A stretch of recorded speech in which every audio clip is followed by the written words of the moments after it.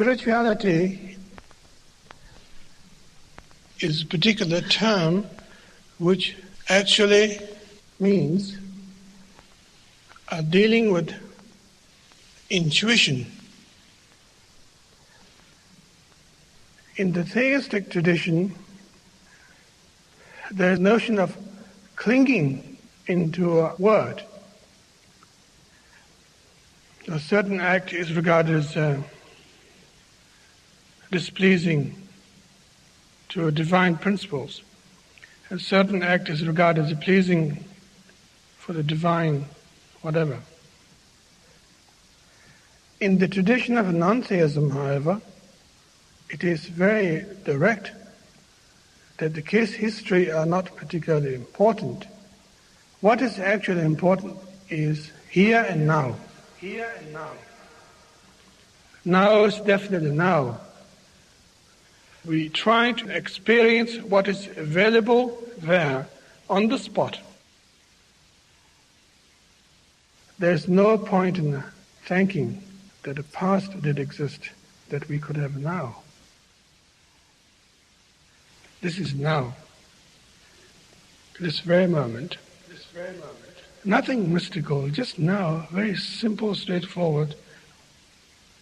And from that nowness, however, arises a sense of intelligence, always, that you are constantly interacting with the reality, one by one, spot by spot, constantly. We actually experience fantastic precision, always. But we are threatened by the now, so we jump to the past or the future. Paying attention to the materials that exist in our life, such rich life that we lead. All these choices takes place all the time, but none of them are regarded as bad or good per se. Everything we experience are unconditional experience. They don't come along with a label by saying this is regarded as bad, or this is good.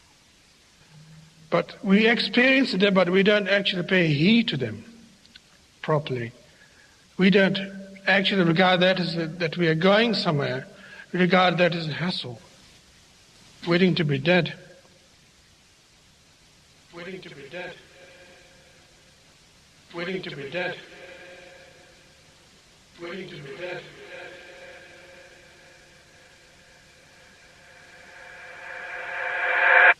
That's the problem.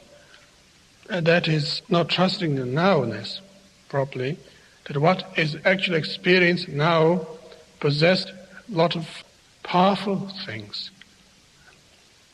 It is so powerful that we can't face it.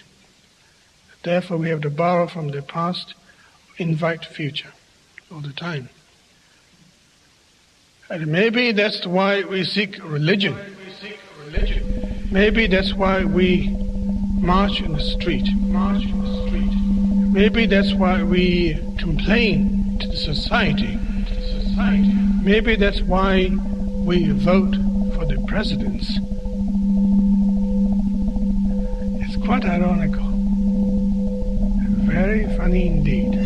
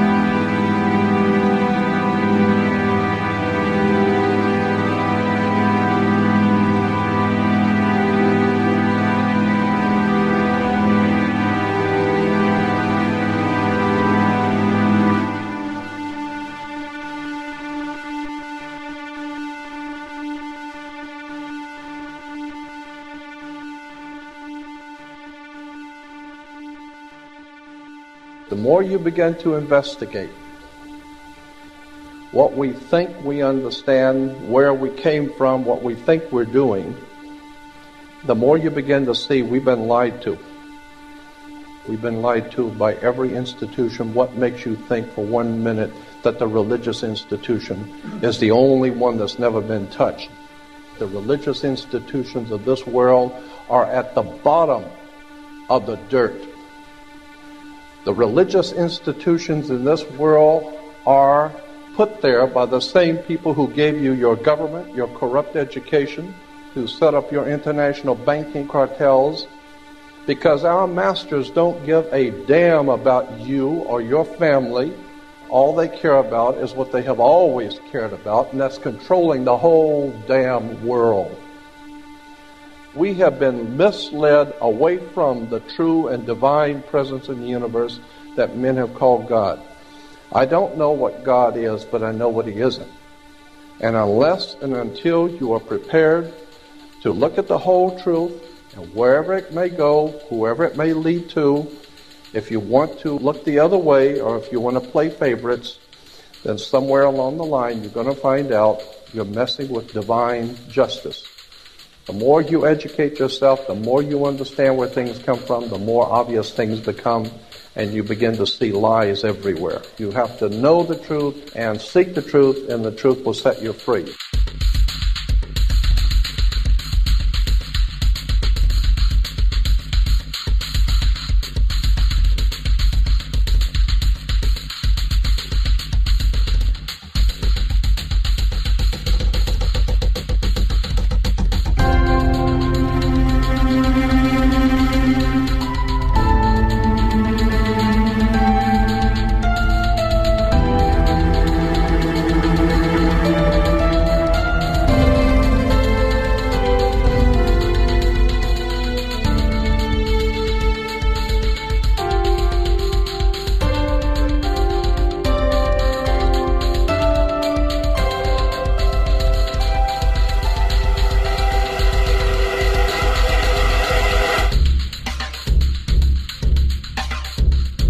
Because I got to tell you the truth, folks. I got to tell you the truth.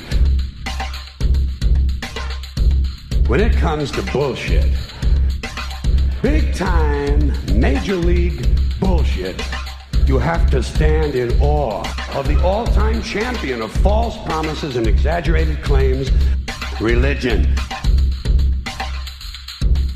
Think about it. Religion has actually convinced people that there's an invisible man living in the sky who watches everything you do every minute of every day. And the invisible man has a special list of 10 things he does not want you to do. And if you do any of these 10 things, he has a special place full of fire and smoke and burning and torture and anguish where he will send you to live and suffer and burn and choke and scream and cry forever and ever till the end of time. But he loves you. He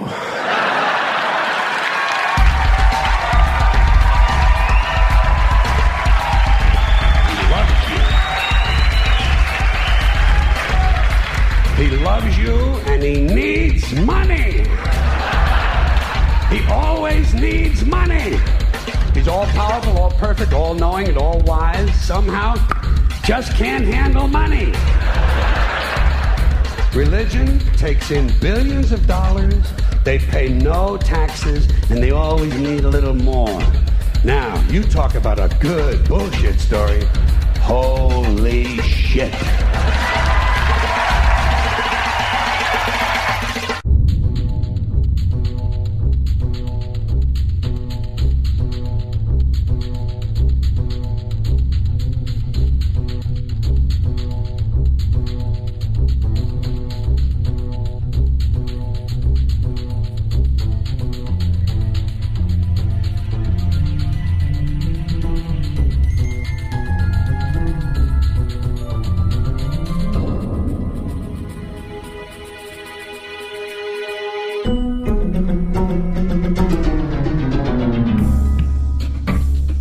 This is the sun. As far back as 10,000 BC, history is abundant with carvings and writings reflecting people's respect and adoration for this object. And it is simple to understand why, as every morning the sun would rise, bringing vision, warmth, and security, saving man from the cold, blind, predator-filled darkness of night. Without it, the cultures understood the crops would not grow and life on the planet would not survive. These realities made the sun the most adored object of all time. Likewise, they were also very aware of the stars. The tracking of the stars allowed them to recognize and anticipate events which occurred over long periods of time, such as eclipses and full moons. They in turn cataloged celestial groups into what we know today as constellations. This is the cross of the zodiac, one of the oldest conceptual images in human history. It reflects the sun as it figuratively passes through the 12 major constellations over the course of a year. It also reflects the 12 months of the year, the 4 seasons, and the solstices and equinoxes. The term zodiac relates to the fact that constellations were anthropomorphized, or personified, as figures or animals. In other words, the early civilizations did not just follow the sun and stars, they personified them with elaborate myths involving their movements and relationships. The sun, with its life-giving and saving qualities, was personified as a representative of the unseen creator or God, God's Son, the light of the world, the savior of humankind. Likewise, the 12 constellations represented places of travel for God's Son, and were identified by names, usually representing elements of nature that happened during that period of time. For example, Aquarius, the water bearer, who brings the spring rains.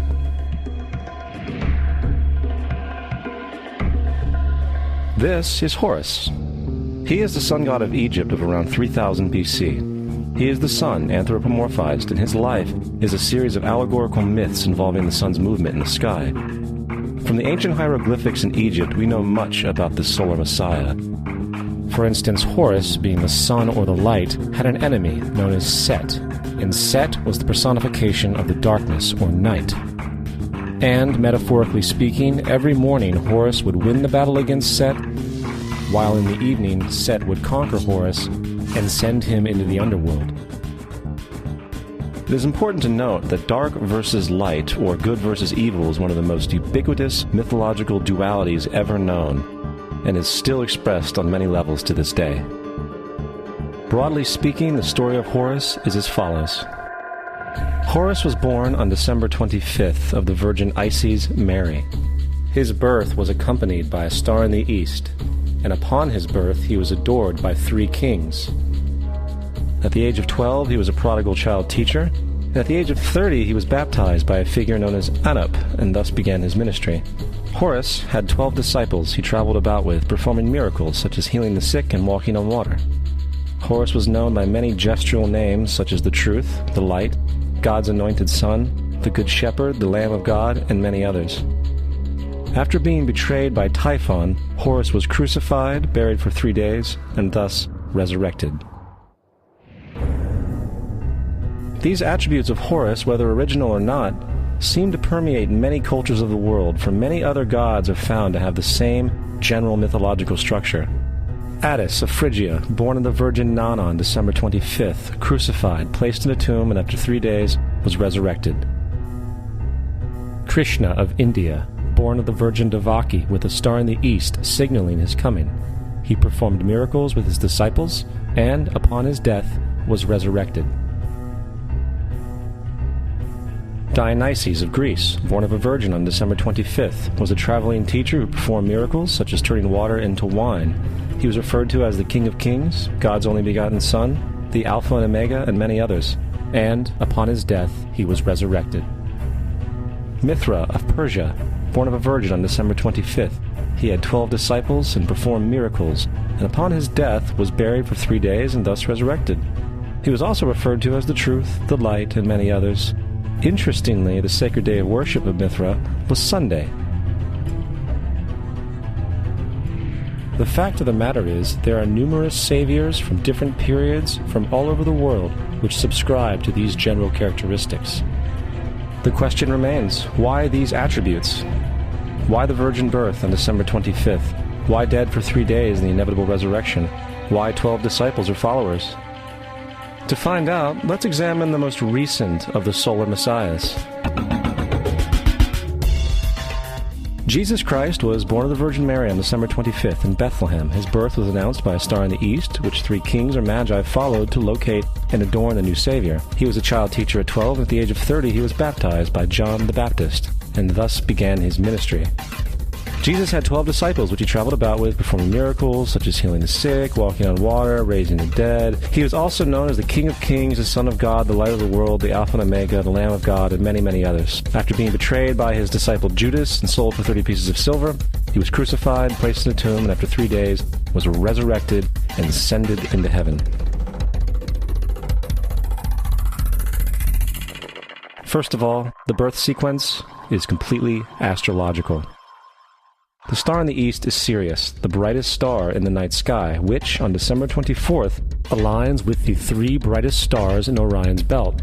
These 3 bright stars in Orion's belt are called today what they were called in ancient times, the 3 kings.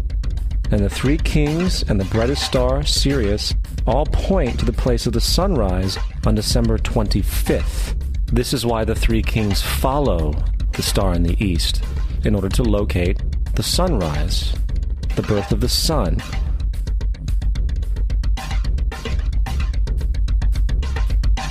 The Virgin Mary is the constellation Virgo, also known as Virgo the Virgin. Virgo in Latin means virgin. Virgo is also referred to as the house of bread, and the representation of Virgo is a virgin holding a sheaf of wheat. This house of bread and its symbol of wheat represents August and September, the time of harvest. In turn, Bethlehem, in fact, literally translates to house of bread.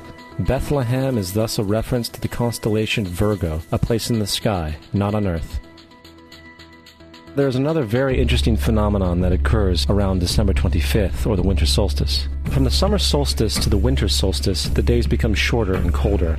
And from the perspective of the northern hemisphere, the sun appears to move south and get smaller and more scarce.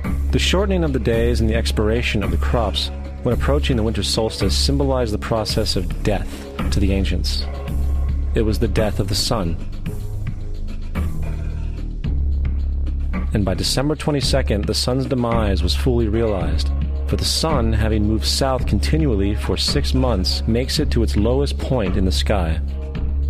Here a curious thing occurs. The sun stops moving south, at least perceivably, for 3 days.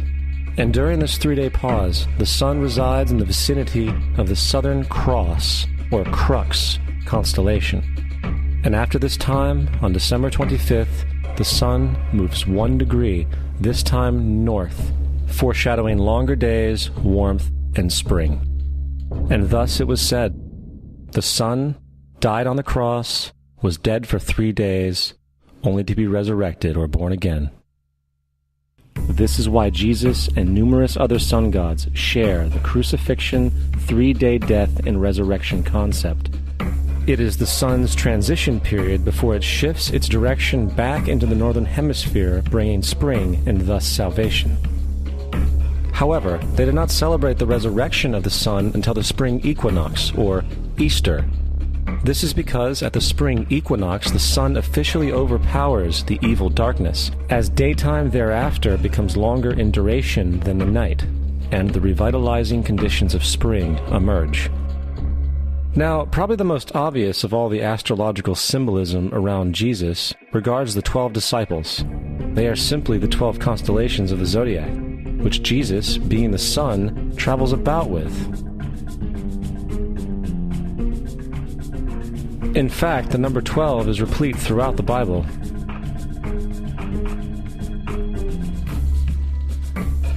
Coming back to the cross of the zodiac, the figurative life of the sun, this was not just an artistic expression or tool to track the sun's movement. It was also a pagan spiritual symbol, the shorthand of which looked like this. This is not a symbol of Christianity. It is a pagan adaptation of the cross of the zodiac.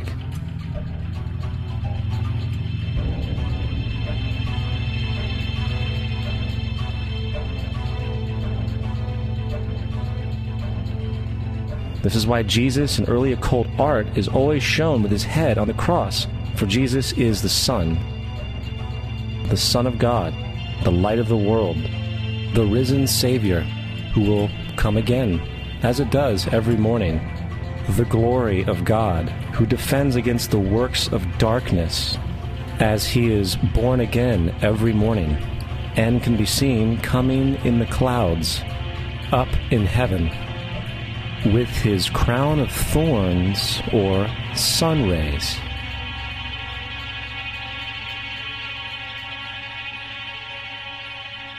Now, of the many astronomical metaphors in the Bible, one of the most important has to do with the ages.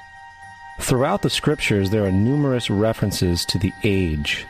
In order to understand this, we need to be familiar with a phenomenon known as the precession of the equinoxes. The ancient Egyptians, along with cultures long before them, recognized that approximately every 2150 years, the sunrise on the morning of the spring equinox would occur in a different sign of the zodiac. This has to do with a slow, angular wobble that the Earth maintains as it rotates on its axis. It is called a precession because the constellations go backwards rather than through the normal yearly cycle. The amount of time it takes for the precession to go through all 12 signs is roughly 25,765 years. This is also called the Great Year, and ancient societies were very aware of this, and they referred to each 2150-year period as an age. From 4300 BC to 2150 BC, it was the age of Taurus, the bull. From 2150 BC to 1 AD, it was the age of Aries, the ram. And from 1 AD to 2150 AD, it is the age of Pisces, the age we are still in to this day. And in and around 2150, we will enter the new age, the age of Aquarius.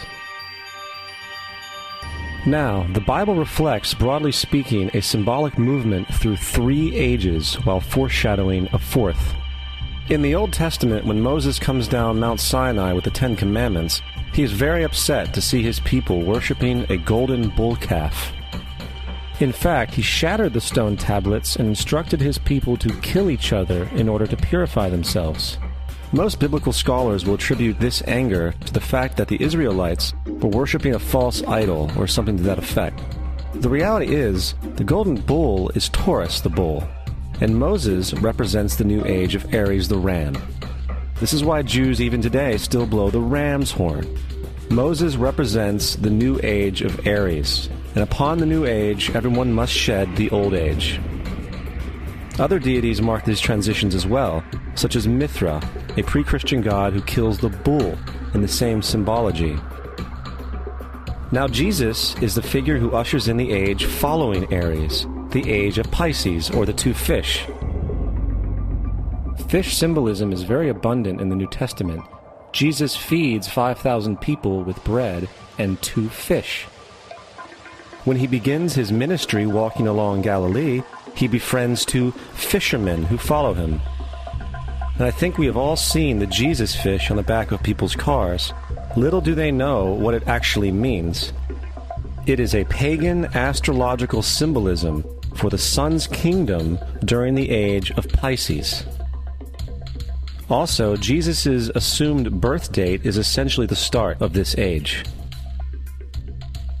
At Luke 22:10, when Jesus is asked by his disciples where the last Passover would be, Jesus replies, "Behold, when ye are entered into the city, there shall a man meet you, bearing a pitcher of water. Follow him into the house where he entereth in." This scripture is by far one of the most revealing of all the astrological references. The man bearing the pitcher of water is Aquarius, the water bearer, who is always pictured as a man pouring out a pitcher of water.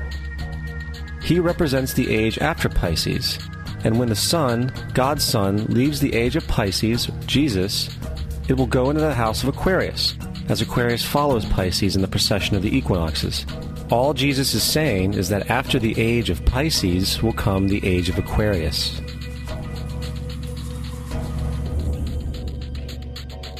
Now, we have all heard about the end times and the end of the world.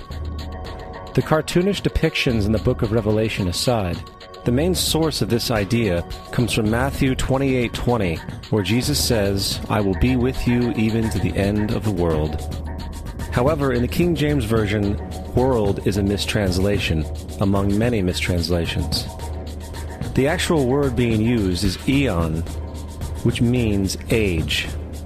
I will be with you even to the end of the age, which is true, as Jesus' solar Piscean personification will end when the sun enters the age of Aquarius. The entire concept of end times and the end of the world is a misinterpreted astrological allegory. Let's tell that to the approximately 100 million people in America who believe the end of the world is coming. Furthermore, the character of Jesus being a literary and astrological hybrid is most explicitly a plagiarization of the Egyptian sun god Horus. For example, inscribed about 3,500 years ago on the walls at the Temple of Luxor in Egypt are images of the Annunciation, the miracle conception, the birth, and the adoration of Horus.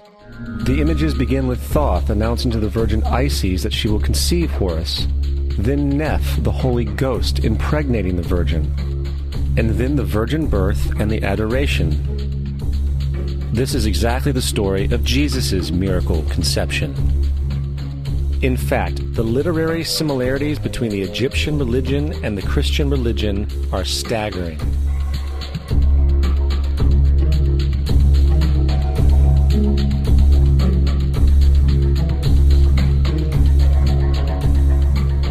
And the plagiarism is continuous.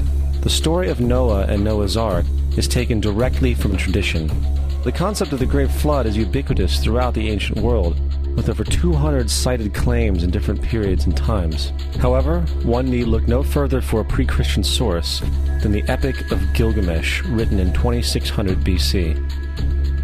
This story talks of a great flood commanded by God, an ark with saved animals upon it, and even the release and return of a dove, all held in common with the biblical story, among many other similarities.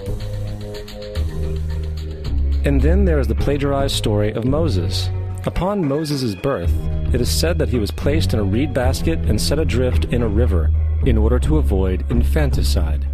He was later rescued by a daughter of royalty and raised by her as a prince. This baby in a basket story was lifted directly from the myth of Sargon of Akkad of around 2250 BC. Sargon was born, placed in a reed basket in order to avoid infanticide, and set adrift in a river.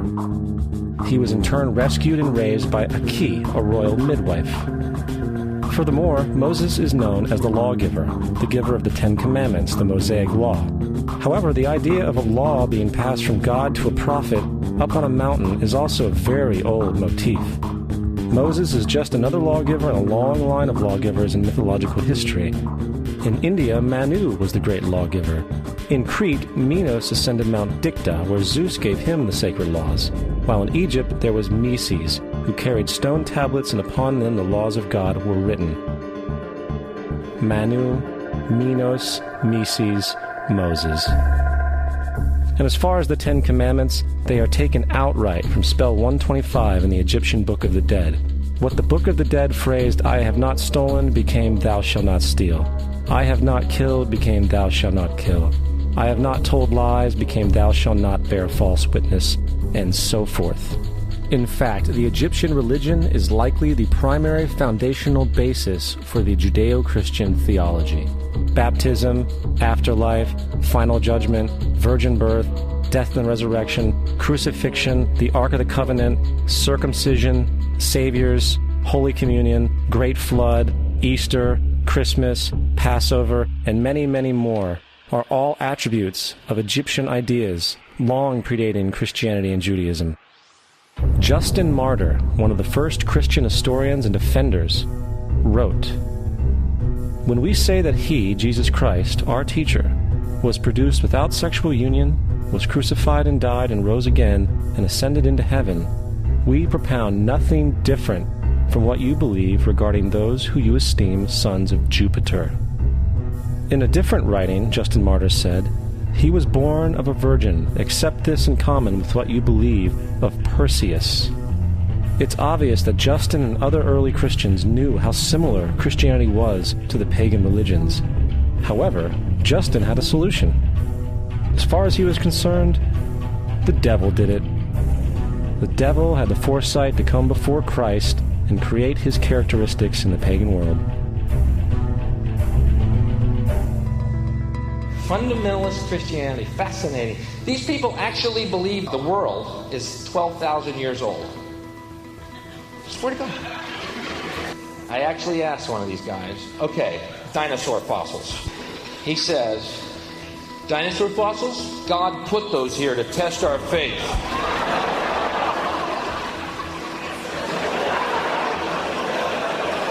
I think God put you here to test my faith, dude.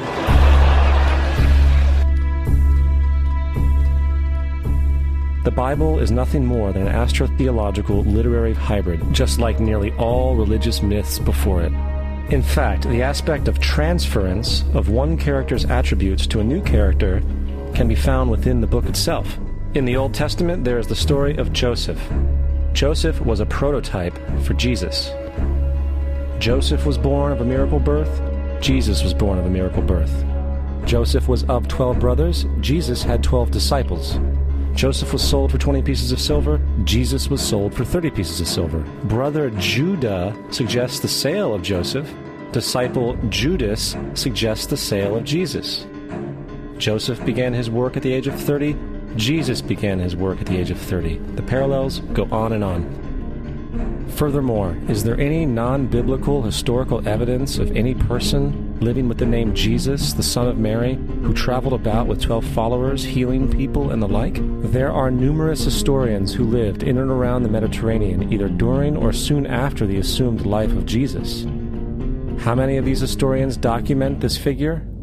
Not one.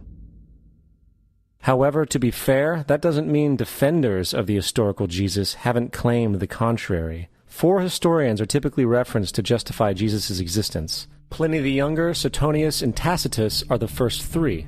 Each one of their entries consists of only a few sentences at best, and only referred to Christus or the Christ, which in fact is not a name but a title. It means the Anointed One. The 4th source is Josephus, and this source has been proven to be a forgery for hundreds of years. Sadly, it is still cited as truth. You would think that a guy who rose from the dead and ascended into heaven for all eyes to see and performed the wealth of miracles acclaimed to him would have made it into the historical record. It didn't, because once the evidence is weighed, there are very high odds that the figure known as Jesus did not even exist.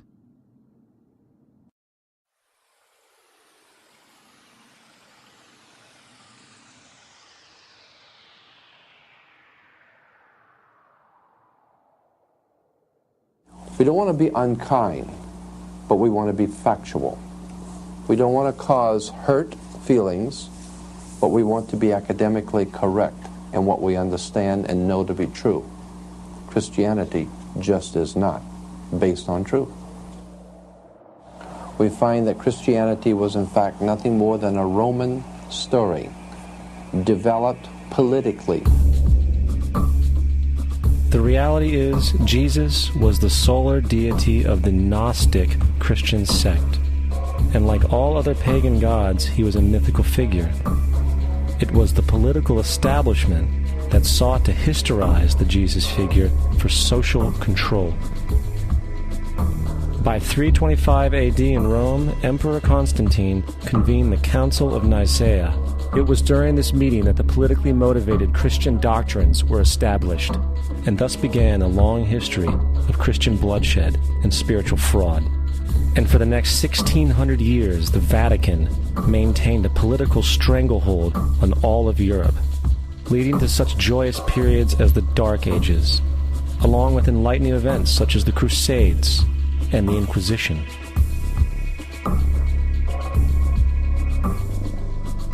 Christianity, along with all other theistic belief systems, is the fraud of the age. It serves to detach the species from the natural world, and likewise each other. It supports blind submission to authority. It reduces human responsibility to the effect that God controls everything, and in turn awful crimes can be justified in the name of a divine pursuit. And most importantly, it empowers those who know the truth, but use the myth to manipulate and control societies. The religious myth is the most powerful device ever created and serves as the psychological soil upon which other myths can flourish.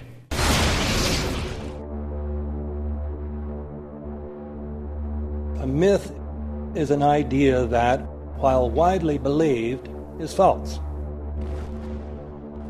In a deeper sense, in the religious sense, a myth serves as an orienting and mobilizing story for a people. The focus is not on the story's relation to reality, but on its function. A story cannot function unless it is believed to be true in the community or the nation. It is not a matter of debate. If some people have the bad taste to raise the question of the truth of the sacred story, the keepers of the faith do not enter into debate with them. They ignore them or denounce them as blasphemers. It is wrong, blasphemous, and sinful for you to suggest, imply, or help other people come to the conclusion that the U.S. government killed 3,000 of its own citizens.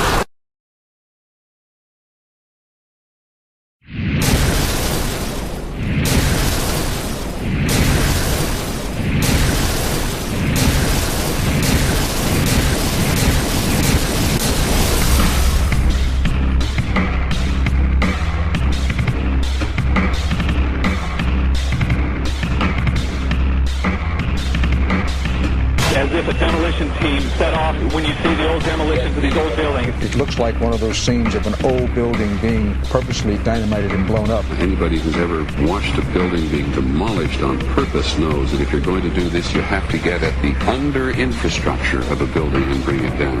The way the structure is collapsing, this was the result of something that was planned. It's not accidental that the first tower just happened to collapse and then the second tower just happened to collapse in exactly the same way.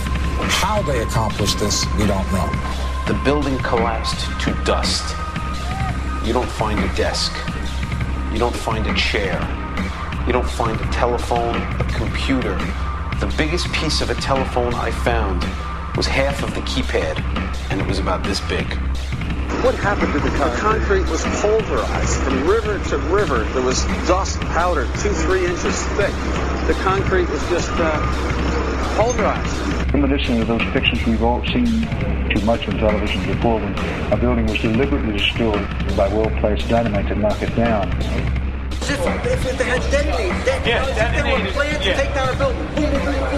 I heard a second explosion. There was a heavy-duty explosion. Then there was those secondary explosions and then the subsequent collapses. An explosion blew and it knocked everybody over. To me, it sounded like an explosion. It sounded like gunfire. Bang, bang, bang, bang, bang. And then all of a sudden, 3 big explosions. We heard a big explosion coming down. And then the entire top of the building just blew up. We saw some kind of explosion. By the force of the explosion. Big explosion. Blew us back into the 8th floor. Then we get to the lobby. This is a big explosion. The lobby looked as though a bomb had exploded there. A huge explosion now raining debris. It's been a huge explosion. Huge explosion that we all heard and felt. We just witnessed some kind of follow-up explosion. We heard a very loud explosion. A secondary explosion at Tower 1 camp. That is another bomb going off. He thinks that there were actually devices that were planted in the building. Planted in the building.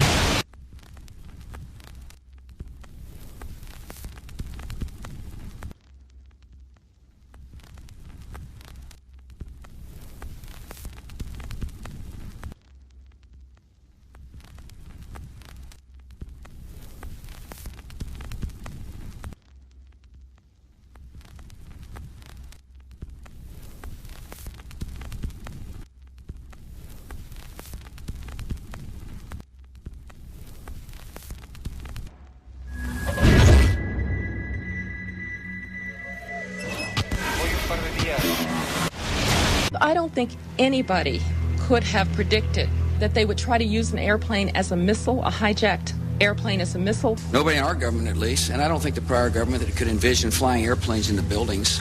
No specific threat involving really domestic operation or involving what happened, obviously, the city's airliner and so forth. There were no warning signs that I'm aware of. USA Today reports that in the 2 years before the attacks on September the 11th, NORAD conducted exercises using hijacked airliners as weapons.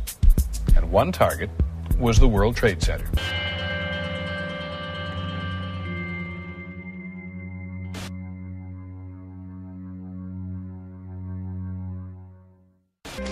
In confidential documents from the Philippines obtained by CNN, the plan was clear.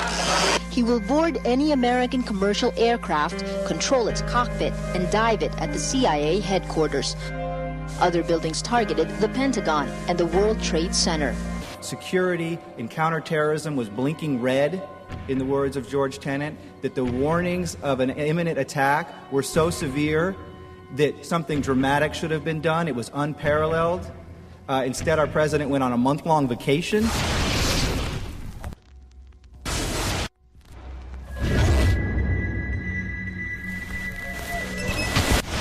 The head of Pakistani intelligence at the ISI, Mahmoud Ahmed, requested Omar Sheikh to wire $100,000 to Mohammed Atta, who was the lead hijacker. Hijacker Mohammed Atta received wire transfers via Pakistan. The man sending the money to Atta is believed to be Ahmed Umar Saeed Sheikh. Omar Sheikh admitted he was supported by the Pakistan government's intelligence service, the ISI.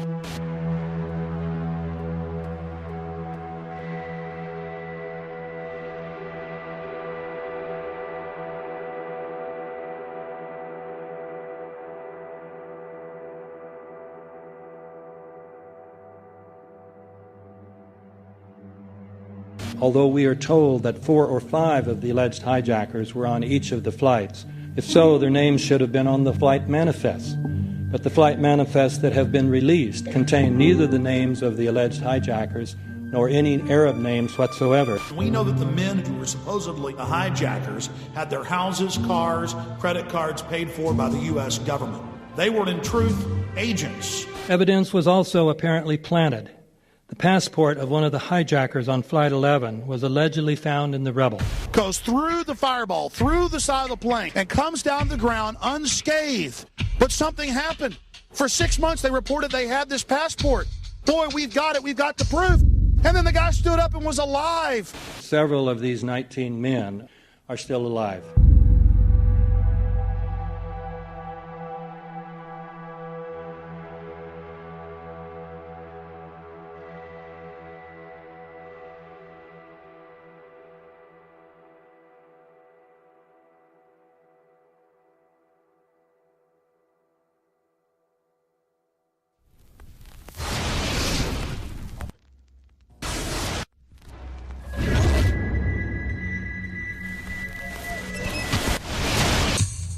Of course we're after Saddam Hussein, bin Laden. He's January 2001, the Bush administration orders the FBI and intelligence agencies to back off investigations involving the bin Laden family, including 2 of Osama bin Laden's relatives, who were living, guess where, in Falls Church, Virginia, right next to CIA headquarters. When he was already America's most wanted criminal, he reportedly spent 2 weeks in the American hospital in Dubai, was treated by an American doctor, and visited by the local CIA agent.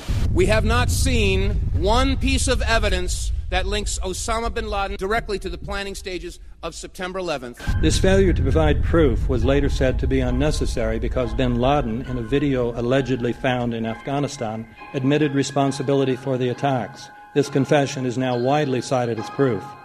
But the man in this video has darker skin, fuller cheeks, and a broader nose than the Osama bin Laden of all other videos. We again seem to have planted evidence. In 1976, Osama's older brother Salim bin Laden hired a man in Texas by the name of Jim Bath to handle all the investments in the United States for the bin Laden family. Jim Bath also happens to be a personal, almost lifelong friend and former Air National Guard pilot with George W. Bush.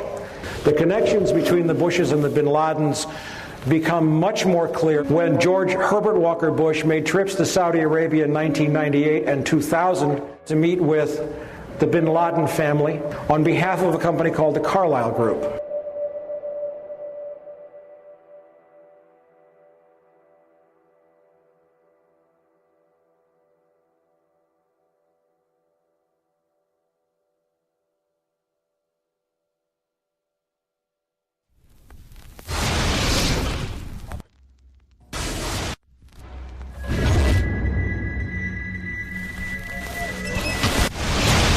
How could anyone fly a 60-ton, 125-foot wide, 44-foot tall plane through this obstacle course? The aircraft, before striking the Pentagon, reportedly executed a 270-degree downward spiral, and yet Hani Hanjour was known as a terrible pilot who could not safely fly even a small plane.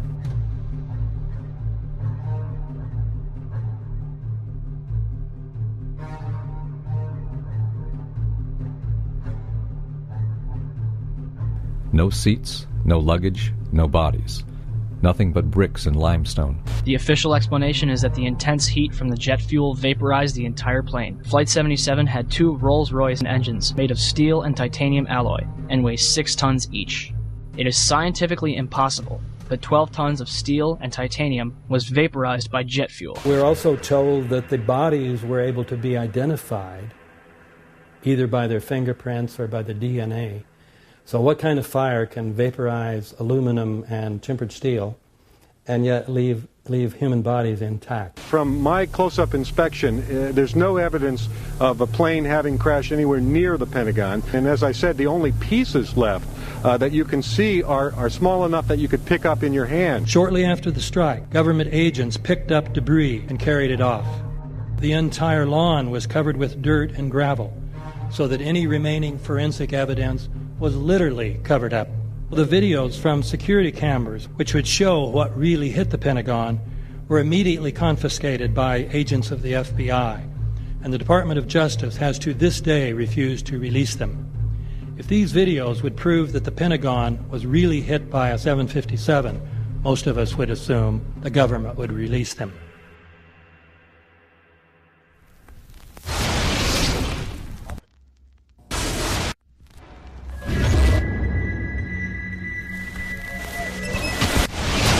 It looks like there's nothing there except for a hole in the ground.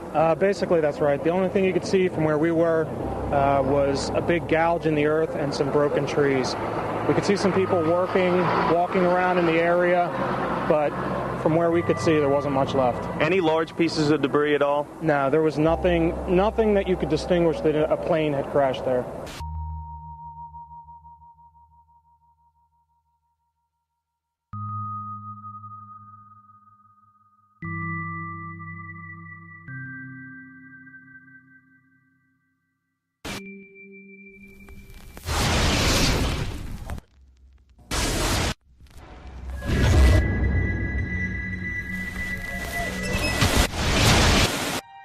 Pancake theory, according to which the fires, while not melting the steel, heated it up sufficiently to cause the floors weakened by the airplane strikes to break loose from the steel columns, and this started a chain reaction. So you would expect then from that theory, which is the official theory, to see a whole stack of floors piled up on top of each other and then a spindle of core columns standing too. The core of each of the twin towers consisted of 47 massive steel columns. If the floors had broken loose from them, these columns would have still been sticking up into the air 1,000 feet. The plane did not cut all those core columns. We designed the buildings to take the impact of the Boeing 707 hitting the building at any location. The building probably could sustain multiple impacts of jetliners. That the plane flew straight into the building. Through him, right. Yeah. So you're saying that the building was actually designed to cope with a hole like that and still survive? Yeah, it was. If you had dropped, say, a billiard ball From the top of the World Trade Center, 110 floors up there, it would have taken 8 to 10 seconds to hit the ground, encountering no resistance whatsoever. The Twin Towers came down in nearly free-fall speed. 200,000 tons of steel shatters and explodes outwards over 500 feet. This means that floors shattered at an average rate of about 10 floors per second. There is no scenario for a pancake effect of buildings falling that allows them to fall at the rate of free fall. Now what can do that? What can move mass out of the way? Explosives.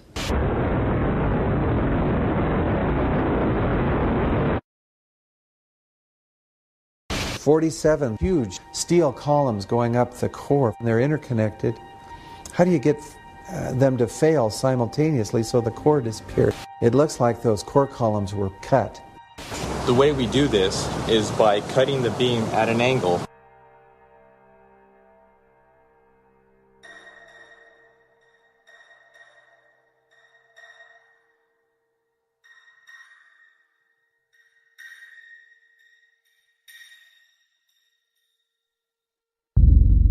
I started looking at the molten metal. All three buildings, both towers in the rubble, in the basement areas, and Building 7, there's these pools of molten metal.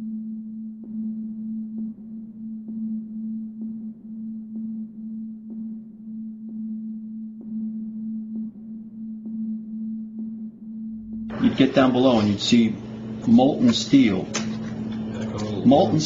running down the channel rails, like you're in a foundry.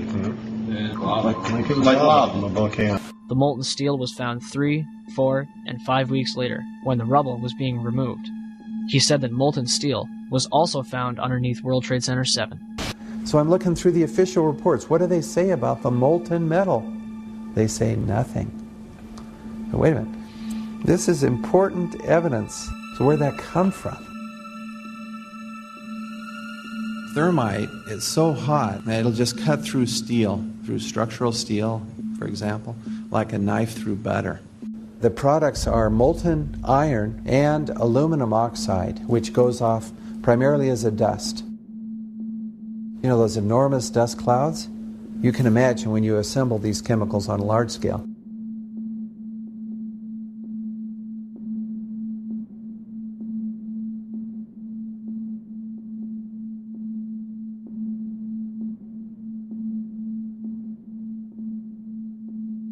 Molten metal pools under both towers after they collapsed, and Building 7. Now, Building 7 wasn't even hit by a jet. Part of the problem is that most people simply don't know much about Building 7 due to the extraordinary secrecy surrounding this collapse. And this was a 47-story skyscraper. This building fell at 5:25. It was not hit by a plane. This building had fires on only 2 or 3 floors. And it was brought down by what we know was a controlled demolition. Demolitions, they look just like that. You know, a kink in the middle, and then that building just comes straight down, almost at free fall speed. They first blow one of the central columns so the building falls in on itself. Building 7 had a classic crimp or wedge. Its central column was blown out first, so it didn't structurally damage buildings just a few feet away from it.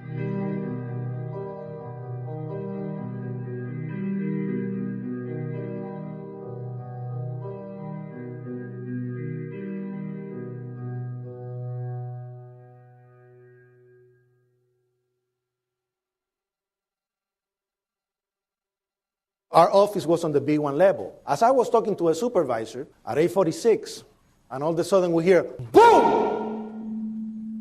An explosion so hard that pushed us upwards. And it came from the basement between the B2 level and the B3 level. And when I went to verbalize, we hear, boom! The impact of the plane on the top. As I'm walking by the main freight corridor building in the corridor, that's when I got blown. I mean, the impact of the explosion threw me to the floor, and that's when everything started happening. All of a sudden, a big impact happened again, and all the ceiling tile was falling down, the light fixtures were falling. You know, you got to go clear across the whole from 1 to 2 World Trade Center, and then all of a sudden, it happened all over again. Something else hit us to the floor. Right in the basement, you felt it. Walls were caving in, everything that was going on. I mean, I know of people that got killed in the basement. I know of people that got broken legs in the basement. People that got reconstructive surgery because the walls hit them in the face.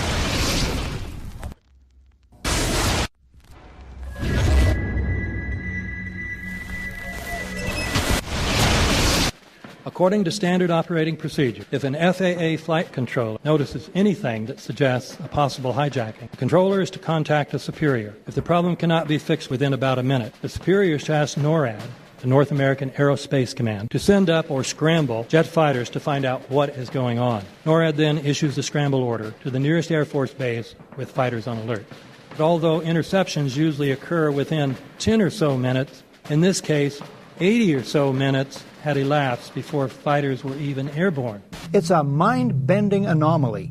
Not a single U.S. Air Force interceptor turns a wheel until it's too late. There are no jets at all. What if they were so confused and had been so deliberately confused that they couldn't respond?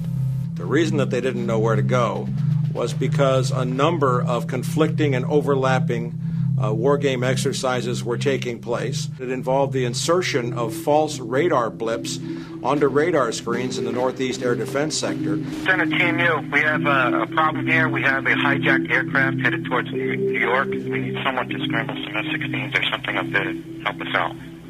Is this real world or exercise? Is this real world or exercise? There was another exercise, Vigilant Warrior, which was, in fact, according to a NORAD source, a live-fly hijack drill being conducted at the same time. With only 8 available fighter aircraft, and they have to be dispatched in pairs, they were dealing with as many as 22 possible hijacks on the day of 9/11, and they couldn't separate the war game exercises from the actual hijacks.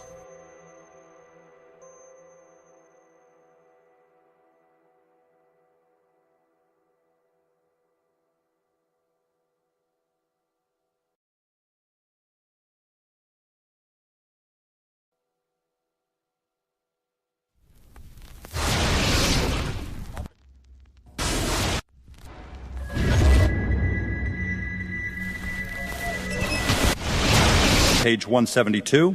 The U.S. government has not been able to determine the origin of the money used for the 9/11 attacks. Ultimately, the question is of little practical significance. The American authorities have not managed to trace the source of the funding. And then the most amazingly disingenuous statement ultimately is it of little consequence. It is of massive consequence. Doesn't it matter who paid for 9/11? The collapse of Building 7 has been recognized as especially difficult to explain. The 9/11 Commission report implicitly admitted that it could not explain the collapse of this building by not even mentioning it.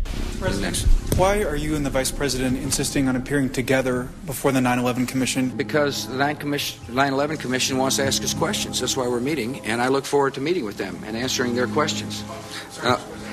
Why you're appearing together rather than separately, which was their request? Because it's a good chance for both of us to answer questions that the 9/11 Commission is looking forward to asking us, and I'm looking forward to answering them. Let's see. Do you think they should be able to stand up and speak their own words? They should go under oath. They should be, yeah, in public.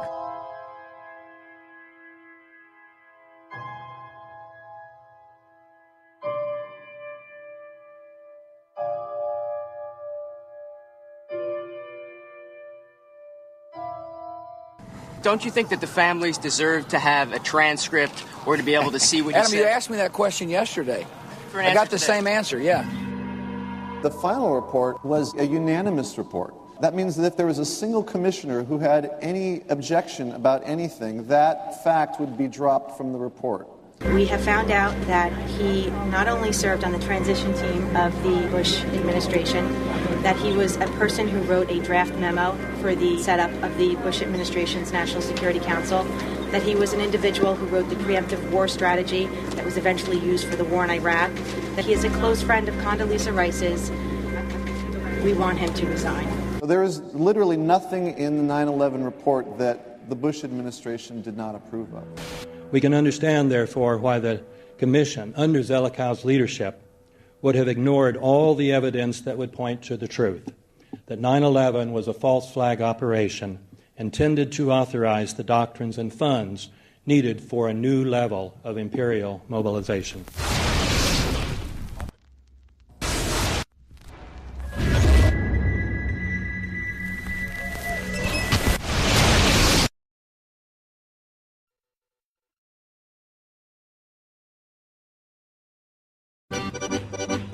armed with knives, armed with chemical, biological, nuclear weapons. Fanatics, terrorists, September 11th. September 11th, killers, September 11th, terrorists of Al-Qaeda, terrorists, nuclear weapons, terrorists. 9/11, terror, terrorist, evil. September 11th, September 11th. The terrorists, war and danger. September 11th, terrorism, global terrorism, terrorism, terrorists, terrorists, terrorists, terrorists, terrorists, the terror, terrorists, terrorists, terrorism. September 11th, global terrorism, terrorists, terrorism. September 11th, world terrorism, terrorism. September 11th, global terrorism. September the 11th, terror. Weapons of mass destruction. September the 11th, September the 11th, terrorists, the evil terrorists, no. Terrorism. The words are hypnotically repeated. Terrorism, terrorist, terrorist threat, and of course, believed to be linked to Al-Qaeda. But it's the so-called war on terrorism that's in our faces practically 24/7 as the inescapable focus of our existence. One day, our grandchildren will look back on this time and ask, how was the war on terror won? The entire U.S. ruling class, ruling elite, comes to see terrorism as the preferred means, indeed the only means, to provide social cohesion, to provide an enemy image for the society to keep it together. According to neocon theory from Carl Schmitt, you have to have an enemy image in order to have a society. It's a very dangerous thing because now it means that the entire social order, the political parties, intellectual life, politics in general, all based on a monstrous myth.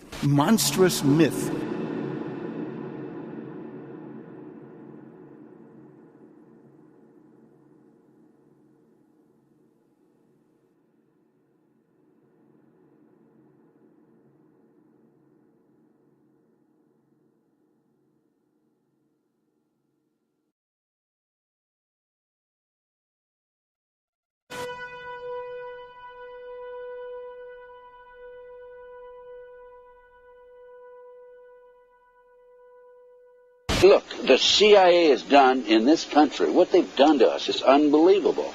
Look at the terrorist acts that have occurred. The CIA behind most, if not all of them. We had the Marine barracks. We had our embassy in Kenya.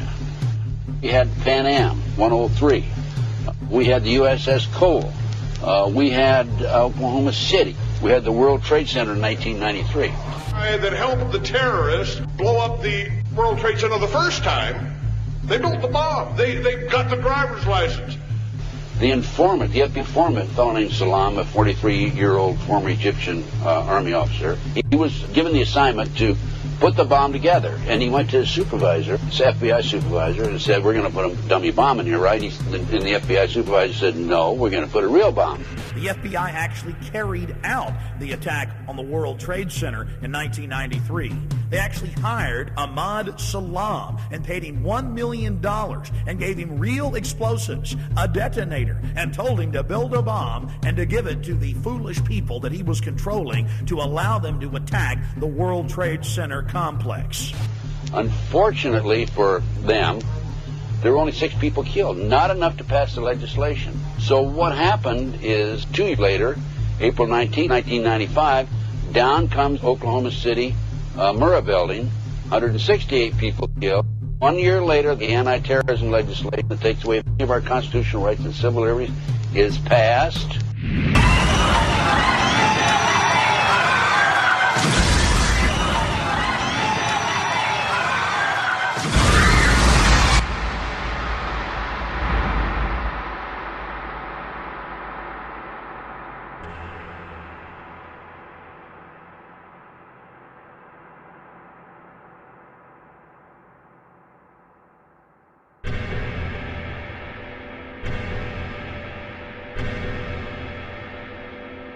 Because at 9:30 this morning, we were actually running an exercise for over a company of 1,000 people in London, based on simultaneous bombs going off precisely at the railway stations that happened this morning.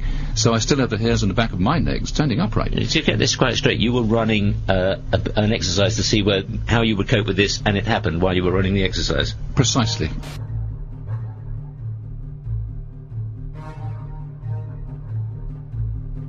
Supposed to believe is some kind of coincidence. There was also an anti-terrorist drill going on 7/7. And again, just like 9/11, they were talking about attacks on the same targets, the same kind of tube stations, and exactly the same time. as the actual attack happened, providing some kind of cover for what must be operations orchestrated in some way by the state.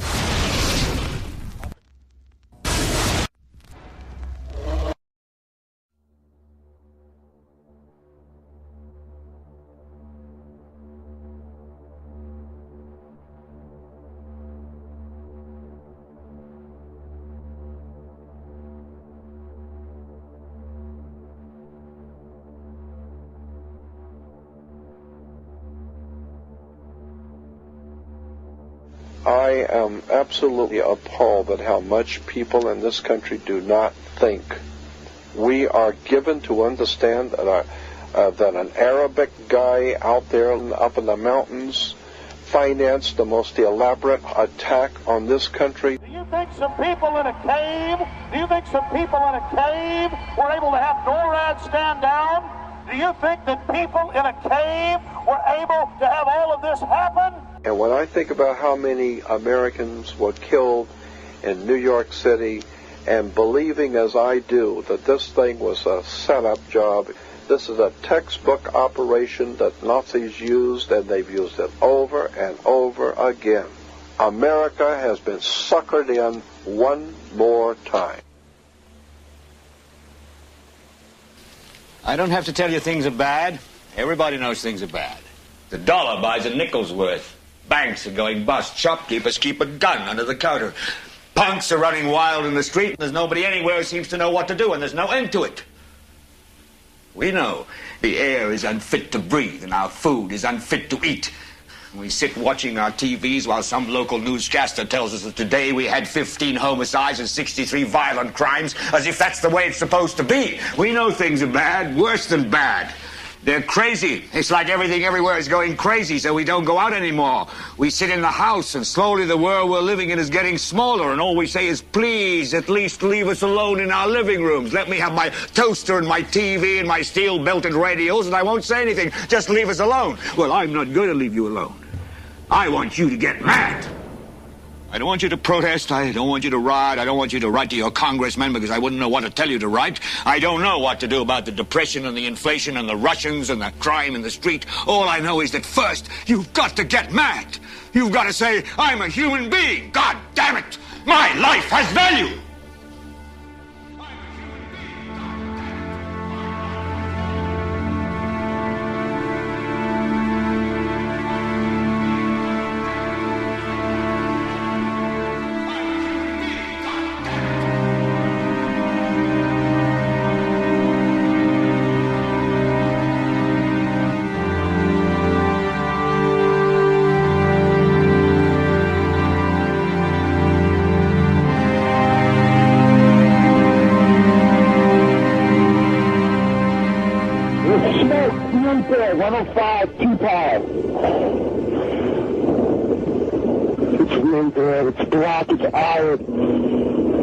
My wife thinks I'm all right. I called her and said I was leaving the building. I was fine, and bang. Two, three of us, two broken windows. Oh, God! Ah!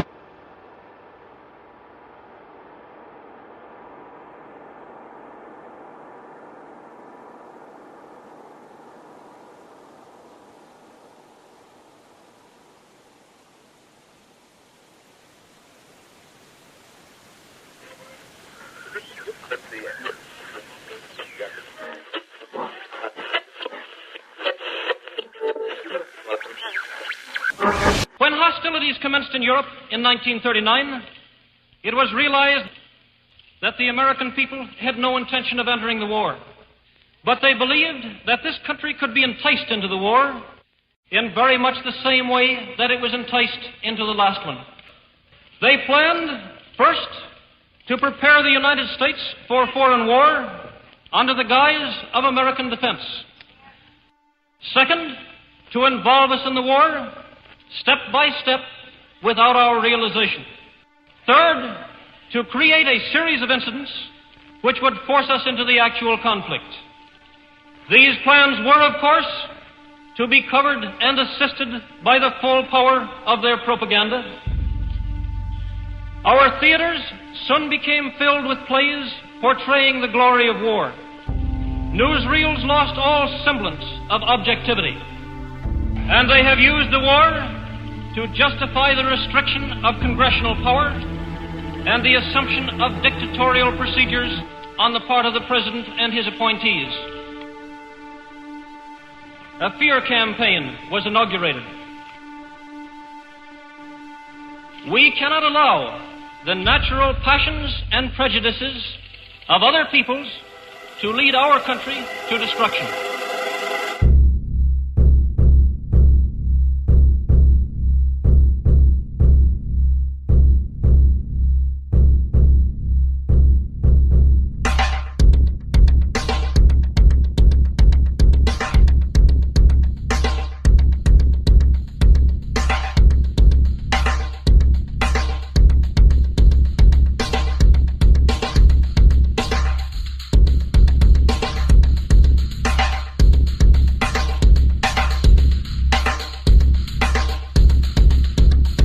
(1775), the American Revolutionary War began as the American colonies sought to detach from England and its oppressive monarchy.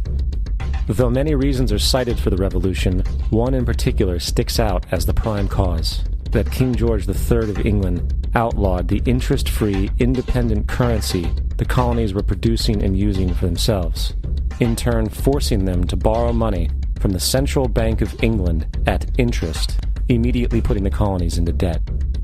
And, as Benjamin Franklin later wrote, the refusal of King George III to allow the colonies to operate an honest money system which freed the ordinary man from the clutches of the money manipulators was probably the prime cause of the revolution. In 1783, America won its independence from England. However, its battle against the central bank concept and the corrupt, greed-filled men associated with it had just begun. So what is a central bank? A central bank is an institution that produces the currency of an entire nation. Based on historical precedent, two specific powers are inherent in central banking practice: the control of interest rates and the control of the money supply, or inflation. The central bank does not simply supply a government's economy with money, it loans it to them at interest.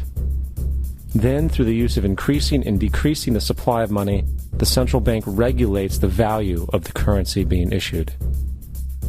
It is critical to understand that the entire structure of this system can only produce one thing in the long run: debt. It doesn't take a lot of ingenuity to figure this scam out. For every single dollar produced by the central bank is loaned at interest. That means every single dollar produced is actually the dollar plus a certain percent of debt based on that dollar. And since the central bank has the monopoly over the production of the currency for the entire country, and they loan each dollar out with immediate debt attached to it, where does the money to pay for the debt come from? It can only come from the central bank again, which means the central bank has to perpetually increase its money supply to temporarily cover the outstanding debt created, which in turn, since that new money is loaned out at interest as well, creates even more debt. The end result of this system without fail is slavery, for it is impossible for the government and thus the public to ever come out of the self-generating debt. The founding fathers of this country were well aware of this.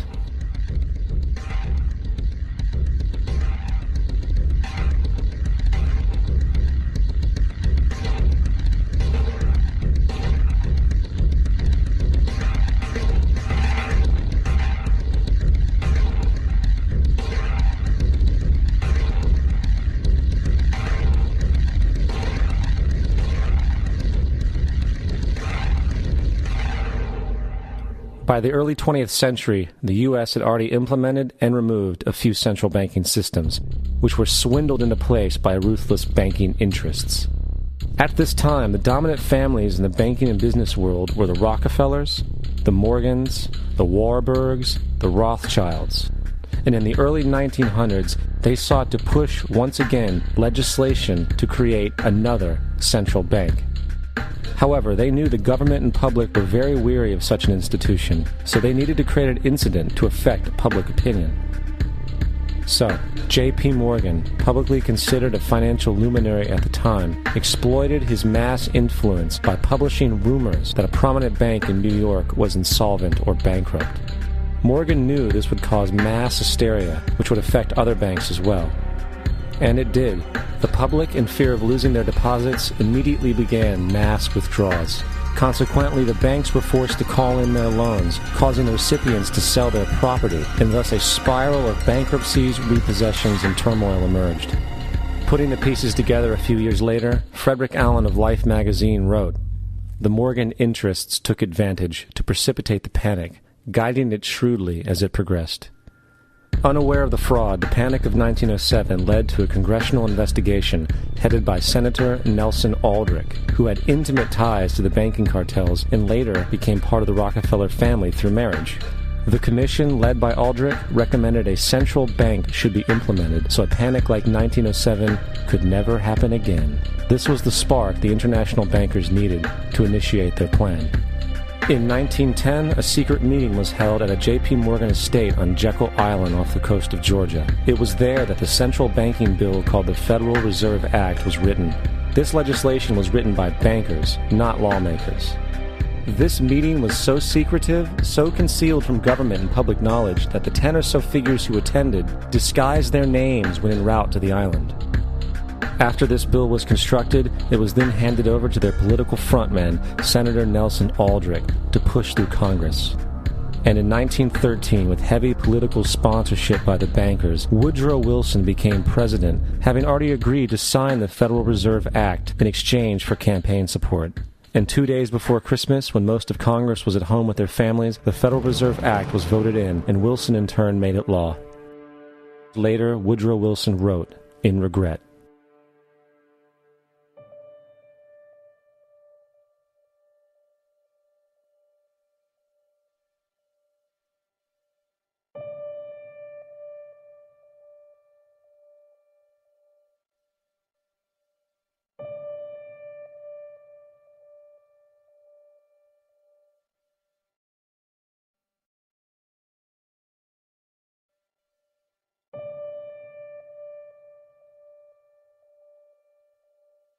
Congressman Louis McFadden also expressed the truth after the passage of the bill.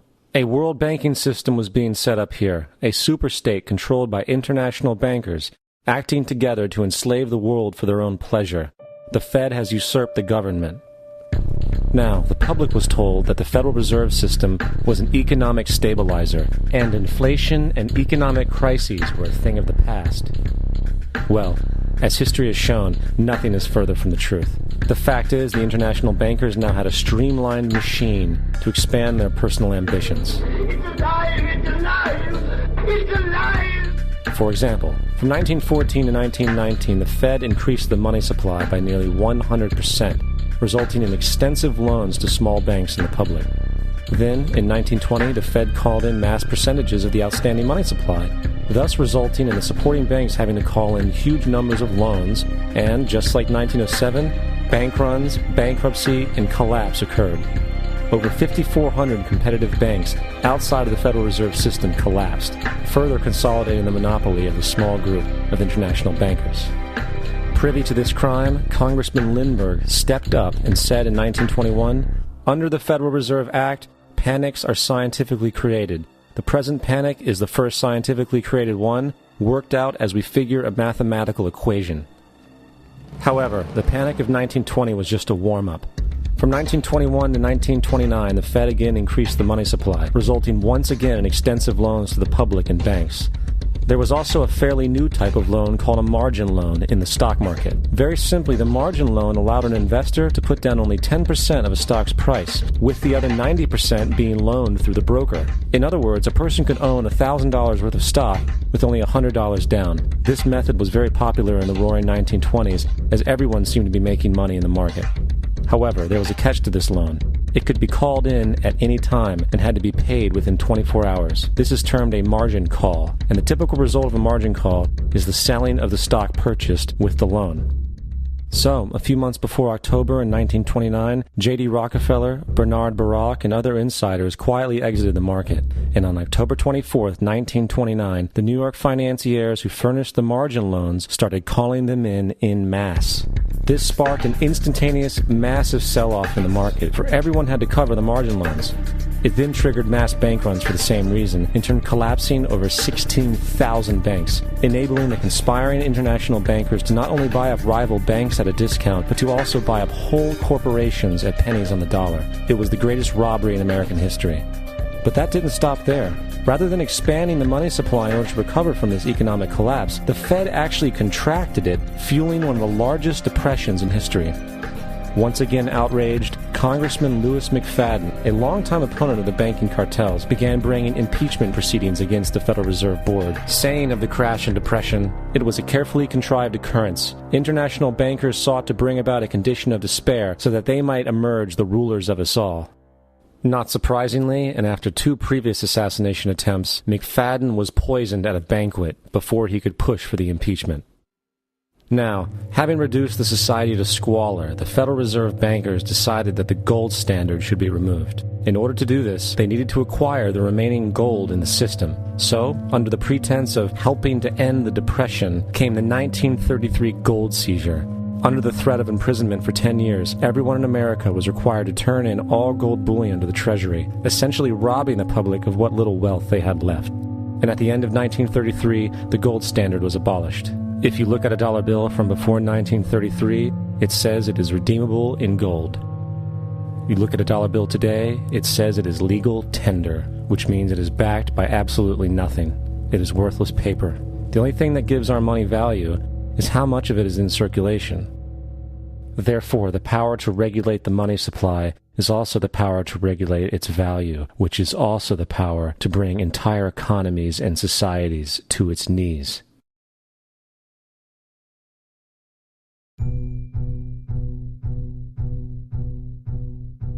It's important to clearly understand, the Federal Reserve is a private corporation. It is about as Federal Express. It makes its own policies and is under virtually no regulation by the U.S. government. It is a private bank that loans all the currency at interest to the government, completely consistent with the fraudulent central banking model that the country sought to escape from when it declared independence in the American Revolutionary War. Now, going back to 1913, the Federal Reserve Act was not the only unconstitutional bill pushed through Congress. They also pushed the federal income tax.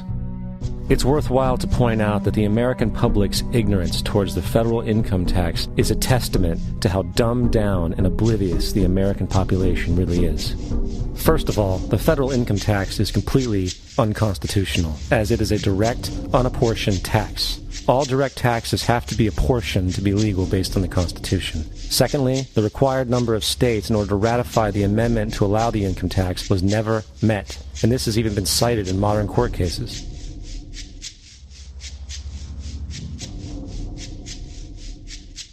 Third, at the present day, roughly 25% of the average worker's income is taken via this tax. And guess where that money goes? It goes to pay the interest on the currency being produced by the fraudulent Federal Reserve Bank, a system that does not have to exist at all. The money you make working almost 3 months out of the year goes almost literally into the pockets of the international bankers who own the private Federal Reserve Bank. And fourth, even with the fraudulent government claim as to the legality of the income tax, there is literally no statute, no law in existence that requires you to pay this tax, period. I really expected that, of course there's a law that you can point to in the law book, the code, that requires you to file a tax return. Of course there is. I was at that point where I couldn't find the statute that clearly made a person liable. At least not me and most people I know, and I had no choice in my mind except to resign. Based on the research that I did throughout the year 2000 and that I'm still doing, I have not found that law. I've asked Congress, we've asked a lot of people in the IRS commissioners, helpers. They can't answer, because if they answer, the American people are going to know that this whole thing is a fraud. I haven't filed an federal income tax return since I left. I have not filed a tax return since 1999. The income tax is nothing less than the enslavement of the entire country. Now, the control of the economy and the perpetual robbery of wealth is only one side of the Rubik's Cube the bankers hold in their hands. The next tool for profit and control is war. Since the inception of the Federal Reserve in 1913, a number of large and small wars have commenced. The three most pronounced were World War I, World War II, and Vietnam. World War I. In 1914, European wars broke out centered around England and Germany. The American public wanted nothing to do with the war. In turn, President Woodrow Wilson publicly declared neutrality. However, under the surface, the U.S. administration was looking for any excuse it could find to enter it. In a noted observation by Secretary of State William Jennings, the large banking interests were deeply interested in the World War because of the wide opportunities for large profits. It's important to understand that the most lucrative thing that can happen for the international bankers is war, for it forces the country to borrow even more money from the Federal Reserve Bank at interest. Woodrow Wilson's top advisor and mentor was Colonel Edward House, a man with intimate connections with the international bankers who wanted in the war. In a documented conversation between Colonel House, Wilson's advisor, and Sir Edward Grey, the Foreign Secretary of England, regarding how to get America into the war, Grey inquired, "What will Americans do if Germans sink an ocean liner with American passengers on board?" House responded, "I believe that a flame of indignation would sweep the United States, and that by itself would be sufficient to carry us into war." So, on May 7, 1915, on essentially the suggestion of Sir Edward Grey, a ship called the Lusitania was deliberately sent into German-controlled waters where German military vessels were known to be. And, as expected, German U-boats torpedoed the ship, exploding stored ammunition, killing 1,200 people. To further understand the deliberate nature of this setup, the German embassy actually put advertisements in the New York Times telling people that if they boarded the Lusitania, they did so at their own risk, as such a ship sailing from America to England through the war zone would be liable to destruction. In turn, and as anticipated, the sinking of the Lusitania caused a wave of anger among the American population, and America entered the war a short time after. The First World War caused 323,000 American deaths. J.D. Rockefeller made $200 million off of it. Not to mention the war cost about $30 billion for America, most of which was borrowed from the Federal Reserve Bank at interest, furthering the profits of the international bankers. World War II. On December 7, 1941, Japan attacked the American fleet at Pearl Harbor, triggering our entry into that war. President Franklin D. Roosevelt declared the attack was a day that will live in infamy. A day of infamy indeed, but not because of the alleged surprise attack on Pearl Harbor. After 60 years of surfacing information, it is clear that not only was the attack on Pearl Harbor known weeks in advance, it was outright wanted and provoked. Roosevelt, whose family had been New York bankers since the 18th century, whose uncle Frederick was on the original Federal Reserve Board, was very sympathetic to the interests of the international bankers, and the interest was to enter the war, as we've seen, nothing is more profitable for international bankers than war. In a journal entry by Roosevelt's Secretary of War Henry Stimson, dated November 25, 1941, he documented a conversation he had with Roosevelt. The question was, how should we maneuver them into firing the first shot? It was desirable to make sure the Japanese be the ones to do this, so that there should remain no doubt as to who were the aggressors. In the months leading up to the attack on Pearl Harbor, Roosevelt had done almost everything in his power to anger the Japanese, showing a posture of aggression. He halted all of Japan's imports of American petroleum. He froze all the Japanese assets in the United States. He made public loans to nationalist China and supplied military aid to the British, both enemies of Japan in the war, which, by the way, is completely in violation of international war rules. And on December 4th, 3 days before the attack, Australian intelligence told Roosevelt about a Japanese task force moving towards Pearl Harbor. Roosevelt ignored it. So, as hoped and allowed, on December 7, 1941, Japan attacked Pearl Harbor, killing 2,400 soldiers. Before Pearl Harbor, 83% of the American public wanted nothing to do with the war. After Pearl Harbor, 1 million men volunteered for the war. It is important to note, Nazi Germany's war effort was largely supported by two organizations, one of which was called IG Farben. IG Farben produced 84% of Germany's explosives, and even the Zyklon B used in the concentration camps to kill millions. One of the unspoken partners of IG Farben was J.D. Rockefeller's Standard Oil Company in America. In fact, the German Air Force could not operate without a special additive patented by Rockefeller Standard Oil. The drastic bombing of London by Nazi Germany, for example, was made possible by a $20 million sale of fuel to IG Farben by the Rockefeller Standard Oil Company. This is just one small point on the topic of how American business funded both sides of World War II. One other treasonous organization worth mentioning is the Union Banking Corporation of New York City. Not only did it finance numerous aspects of Hitler's rise to power, along with actual materials during the war, it was also a Nazi money laundering bank, which was eventually exposed for having millions of dollars of Nazi money in its vaults. The Union Banking Corporation of New York was eventually seized for violations of the Trading with the Enemy Act. Guess who the director and vice president of the Union Bank was? Prescott Bush, our current president's grandfather, and of course our former president's father. Keep that in mind when considering the moral and political dispositions of the Bush family. Vietnam.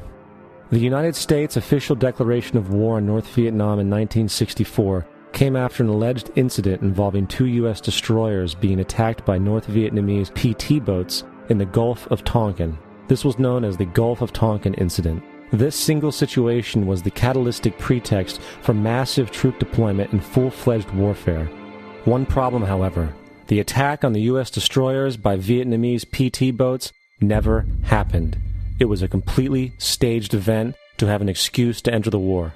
Former Secretary of Defense Robert McNamara stated years later that the Gulf of Tonkin incident was a mistake, while many other insiders and officers have come forward, relaying that it was a contrived farce, a complete lie.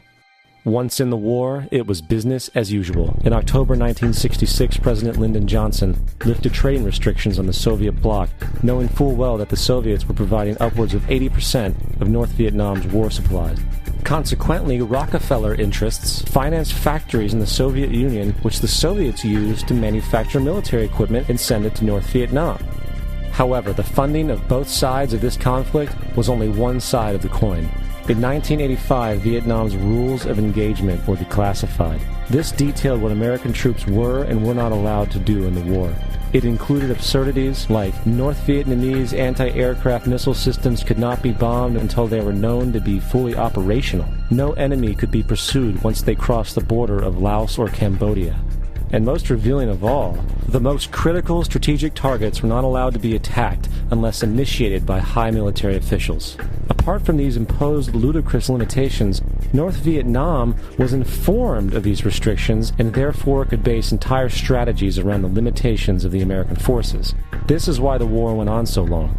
And the bottom line is this: the Vietnam War was never meant to be won, just sustained.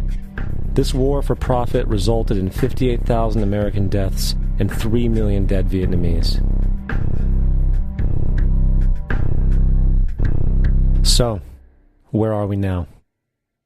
September 11th was the jumpstart for what is now an accelerated agenda by the ruthless elite. It was a staged war pretext no different than the sinking of the Lusitania, the provoking of Pearl Harbor, and the Gulf of Tonkin lie. In fact, if 9/11 wasn't a planned war pretext, it would be an exception to the rule. It has been used to launch 2 unprovoked illegal wars, one against Iraq and one against Afghanistan. However, 9/11 was a pretext for another war as well, the war against you. The Patriot Act, Homeland Security, the Military Tribunals Act, and other legislations are all completely and entirely designed to destroy your civil liberties and limit your ability to fight back against what is coming. Currently in the United States, unannounced to most brainwashed Americans, your home can be searched without a warrant, without you being home. You can in turn be arrested with no charges revealed to you, detained indefinitely with no access to a lawyer, and legally tortured, all under the suspicion that you might be a terrorist. If you need a painted picture of what is happening in this country, let's recognize how history repeats itself. In February 1933, Hitler staged a false flag attack, burning down his own German parliament building, the Reichstag, and blamed it on communist terrorists. In the next few weeks, he passed the Enabling Act, which completely eradicated the German Constitution, destroying people's liberties. He then led a series of preemptive wars, all justified to the German people as necessary to maintaining homeland security.